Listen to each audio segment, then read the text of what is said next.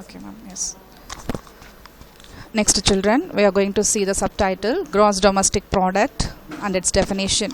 Gross domestic product represent the economic health of a country.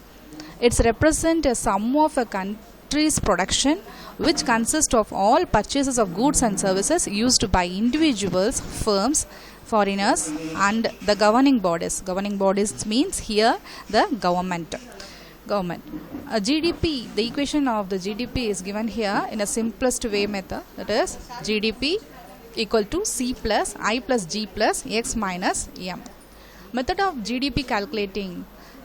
The method is three type of method is there. One is expenditure approach, second one is income approach, and third one is value added approach. Under that expenditure approach, the GDP is measured by adding the expenditure on all the final goods and services produced in the country during a specified period.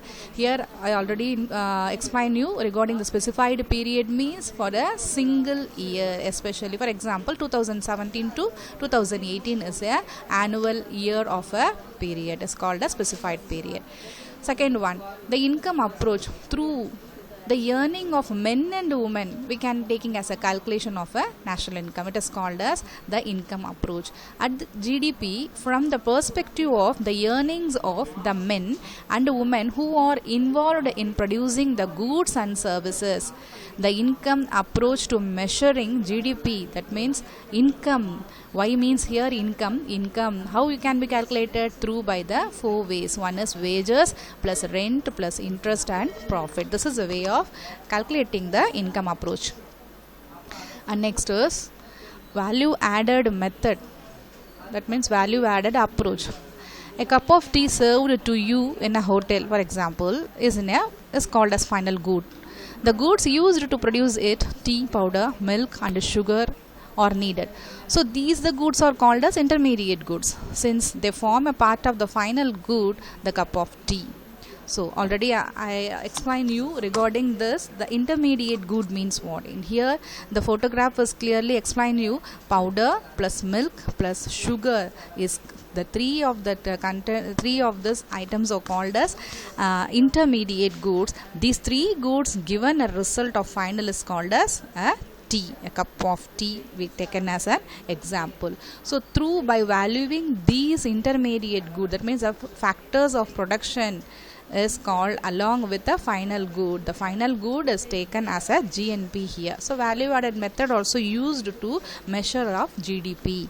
So this is also one of the method. And next one, importance of GDP. What are the importance of GDP? Let me see here the 7 points. Study of economic growth. It is useful to know the growth of economic. It is useful to be known the unequal distribution of wealth, and it solve and give the clarity about the problems of inflation and deflation and comparison with the developed countries of the world. And next, estimate the purchasing power. Purchasing power, the value, what are all the goods we can purchase, how many value of money that we are be having in our hand, like that the estimation is given through by the GDP.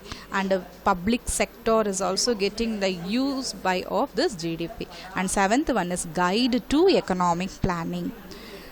Guide to economic planning அப்படின்னா பொருளாதார திட்டமிடலுக்கு இது மிகவும் பயன்படுத்தப்படுகிறது. இந்த ஜிடிபியை வச்சு தான் நம்ம தெரிஞ்சுக்கலாம் கிராஸ் டொமஸ்டிக் ப்ராடக்ட். அதாவது ஃபார் எக்ஸாம்பிள் திஸ் கொரோனா பீரியடை நம்ம ரொம்ப அழகான ஒரு எக்ஸாம்பிளாக எடுத்துக்கலாம். இப்போ இந்த பீரியடில் பார்த்தீங்க அப்படின்னா கிட்டத்தட்ட ஒரு 1.5 மந்த்துக்கு மேலேயே நம்ம லாக்டவுனில் இருக்கிறதுனால entire nation, not only the nation, entire வேர்ல்டினுடைய அத்தனை ப்ரொடக்ஷனுமே அப்படியே ஸ்தம்பிச்சு போயிருக்கு. இதில் நம்ம எஸ்பெஷலாக இந்த ஜிடிபி நம்ம நாட்டை பற்றி நம்ம ஸ்டடீஸ் பண்ணுறதால we take the example of our country. இப்போ நாட்டினுடைய பொருளாதாரம் பார்த்திங்கன்னா, பொருளாதாரம்னாலே பணம் தான், பண வரவுகள், அதாவது பணத்தை ஈற்ற முறைகள் அப்படின்னு பார்க்குறோம். இப்போ 3 வகையில் நம்ம என்ன பண்ணுறோன்னா, we are earn the income through by the 3 sectors. What are the 3 sectors? sectors already you known as well.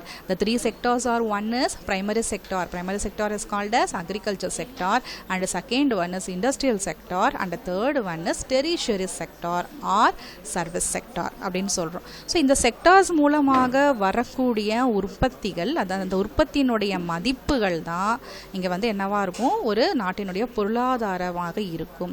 அந்த பொருளாதாரம் 1.5 மாத காலம் வரைக்குமே இல்லாமல் இருந்தது அப்படின்னா அப்போ யோசிச்சு பாருங்கள், நாட்டுக்கு வருமானம் அப்படிங்கிறது எப்படி இருந்திருக்கும்? டெஃபினட்டாக இன்க்ரீஸிங் லெவலில் இல்லை, நத்திங், கான்ஸ்டன்ட் தேர். அதாவது ஜீரோவாக இருந்திருக்கு இந்த 1.5 மந்த் வரைக்குமே. என்னவா இருக்குது, நமக்கு இன்னும் நிறைய இண்டஸ்ட்ரீஸுக்கு எல்லாமே வந்து என்ன பண்ணல, பெர்மிஷன் கிராண்ட் பண்ணல. அப்புறம் அண்ணாமாக இருக்கும்போது நம்ம நாட்டினுடைய பொருளாதாரம் definitely it is in a struggle one. அப்போ என்ன பண்ணுவாங்க அப்படின்னா, பெரிய பெரிய நிபுணர்கள் எல்லாம், for example finance minister Mrs Nirmala Sitharaman, இப்போ அவங்க என்ன பண்ணியிருக்காங்க அப்படின்னா, she taken a plan regarding the GDP how to be improved. அதாவது என்ன பண்ணலாம், நம்ம நாட்டினுடைய இந்த ஒட்டுமொத்த உற்பத்தி, உள்நாட்டு உற்பத்தி எப்படி இன்க்ரீஸ் பண்ணலாம் இனி வரும் காலங்களில் அப்படின்ட்டு சில திட்டமிடுதல்கள் எல்லாம் பண்ணுவாங்க இல்லையா. ஸோ அந்த திட்டமிடுதலுக்கு பெயர் தான் இங்கே economic planning. Okay, I hope you understand children. Next one, see here limitation of GDP.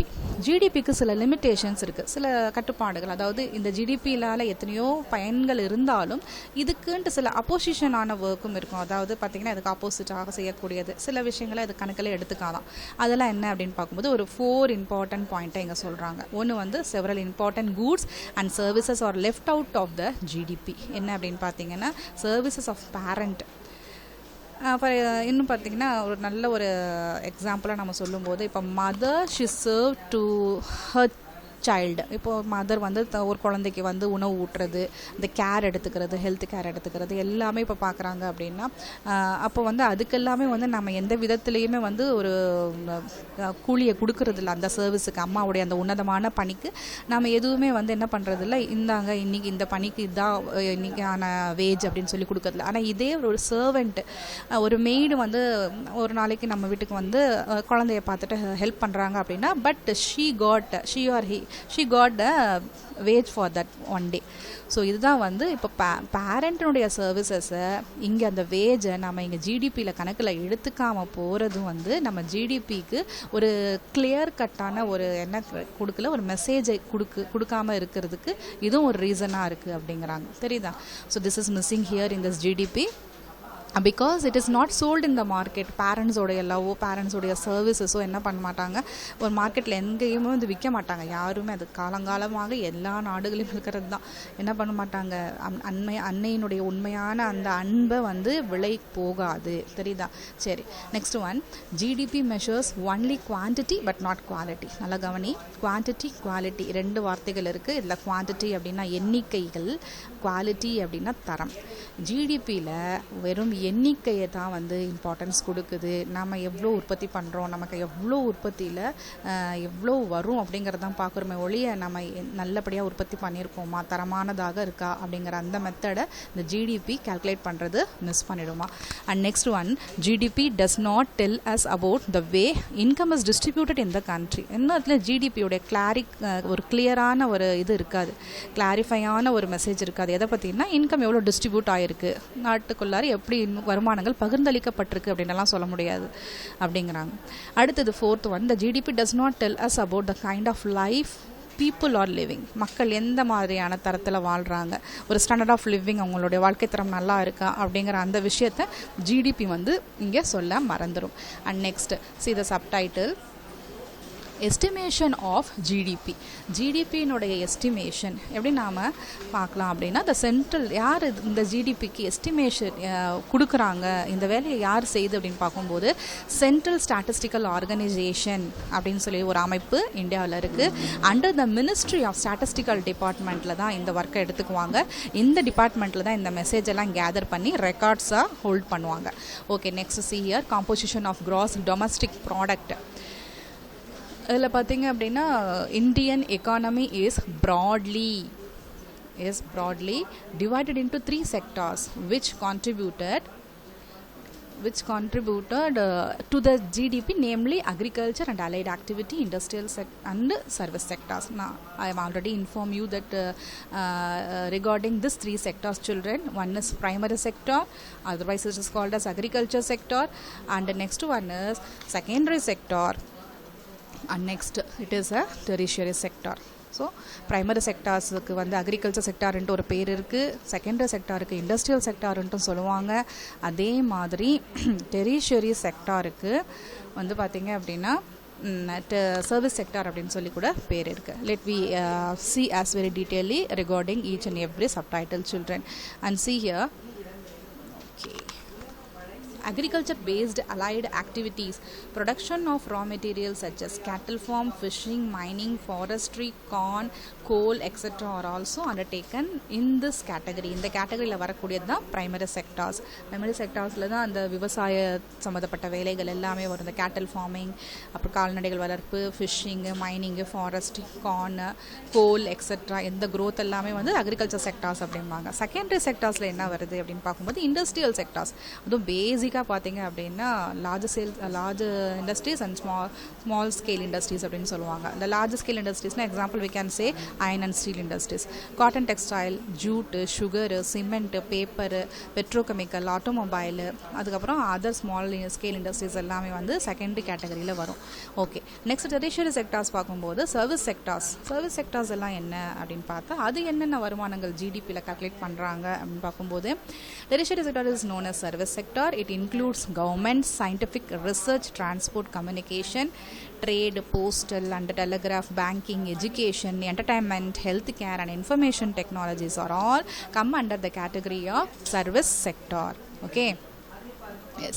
Next one, contribution of different sectors in GDP of India. இதில் பார்த்திங்கன்னா கான்ட்ரிபியூஷன் இன்னும் வேறு என்னென்ன செக்டார்ஸ் எல்லாமே ஜிடிபி, இந்தியாவினுடைய ஜிடிபியில் கான்ட்ரிபியூட் அப்படின்னா இங்கே பங்களிப்பு அப்படிங்கிறாங்க. Service sector is the largest sector of India. இதில் அதிகமாக பங்கெடுத்துக்கிற செக்டார் எதுனா 3 செக்டார்ஸில் லாஸ்ட்டாக நாம் பார்த்த சர்வீஸ் செக்டார் தான் வந்து அன்ப்ரெசன்ட்லி ஸ்டார்டிங்கில் பார்த்தீங்கன்னா 1950ஸ்லாம் பார்த்தீங்கன்னா எந்த செக்டார்ஸ் ரொம்ப அதிகமாக டாமினேட் பண்ணிச்சு அப்படின்னு பார்த்தீங்கன்னா primary sectors, of course primary sectors தான்.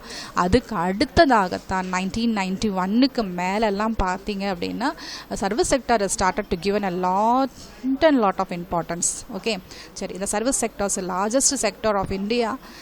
Its value added, gross value added at current price for service sector is estimated at 92.26 lakhs crores in 2018-19. இதோட டர்ன் ஓவர் இவ்வளோ வந்திருக்கு அப்படின்னு சொல்லிட்டு நமக்கு வந்து ஜிடிபியினுடைய எஸ்டிமேட் சிஎஸ்ஓ வந்து இன்ஃபார்ம் பண்ணியிருக்கு.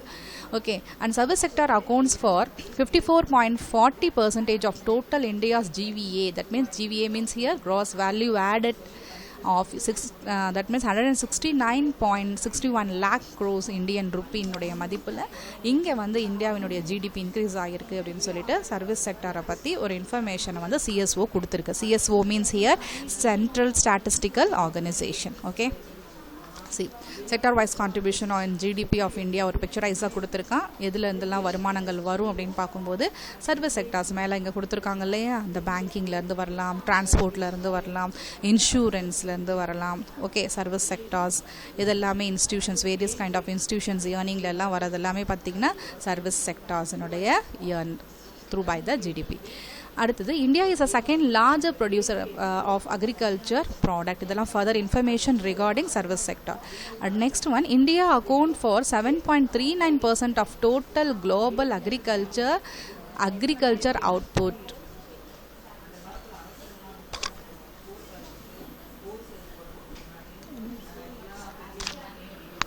Agriculture output. India's account for 7.39% of total global agriculture output. And the industrial sector, India world rank is 6, and in service sector India world rank is 8. பார்த்தீங்க அப்படின்னா இந்தியா இண்டஸ்ட்ரியல் செக்டரில் இந்தியாவுடைய ranking 6வது இடமும், service செக்டரில் இந்தியாவுடைய rank வந்து பார்த்திங்கன்னா 8th பிளேஸ்லேயுமே இருக்குது.